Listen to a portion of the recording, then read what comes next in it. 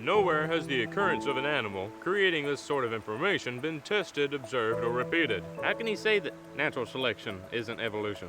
The animal must gain information in its DNA, going against the evolutionary theory itself.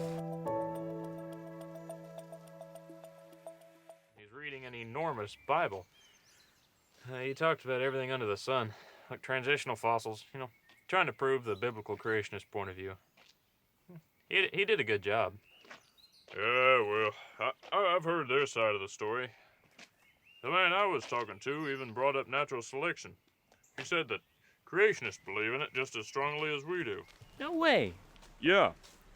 He said that natural selection isn't evolution.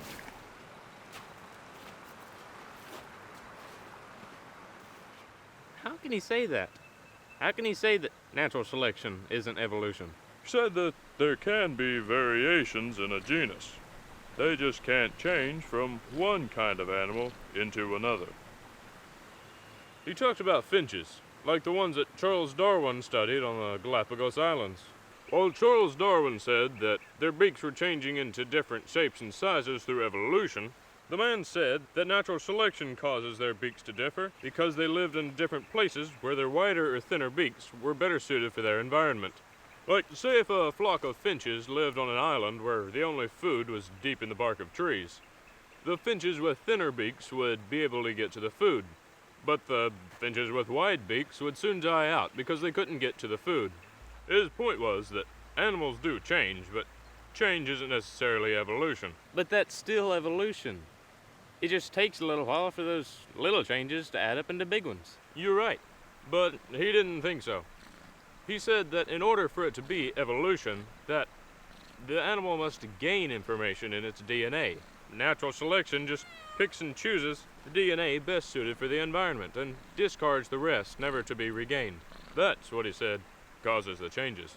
But given enough time, they could slowly create the information they need, right? That's what I asked him, but he said that nowhere has the occurrence of an animal creating this sort of information been tested, observed, or repeated. Hence, it cannot be observational science.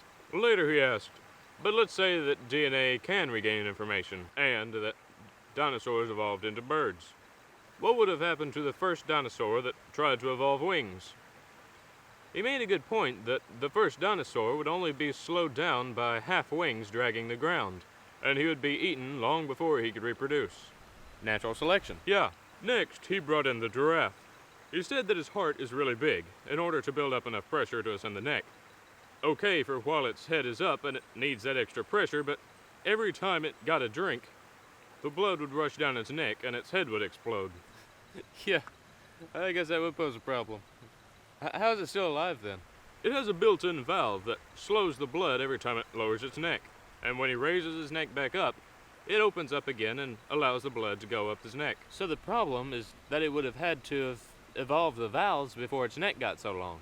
But if its neck wasn't so long, then it wouldn't have needed the valves. Kind of the chicken and the egg problem. Because to have evolved the valves, it would have evolved something it didn't really need. Going against the evolutionary theory itself. Yeah, good stroke of luck on its part, I guess. Yeah.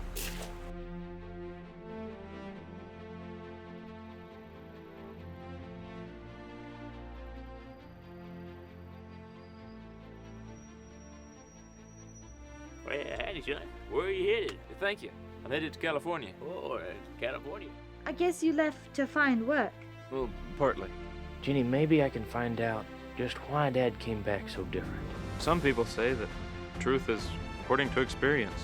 What I think is true is truth for me, and truth for somebody else may be totally different. Well, Douglas, I'd like you to meet Rebecca Shirley. This golden cord that runs through legends of peoples placed thousands of miles apart points to one historical event. If there was proof, though, if there was a global flood, there'd be a lot of evidence.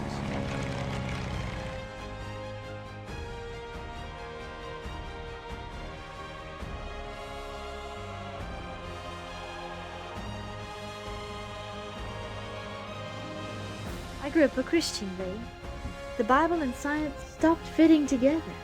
How can he say that natural selection isn't evolution? We can't force the evidence to fit our models. But if something were actually true, wouldn't it be the same for everybody? Why would he let my mother die and my father leave us when we needed them both? It's yours now. The odds against flight evolving just once makes it impossible, but 4 separate times? But in order to do that, the scientists must make 3 critical assumptions. Soft tissue can't last for 65 million years. The animal must gain information in its DNA. Are you still looking? I will find what I'm looking for, and I will come home.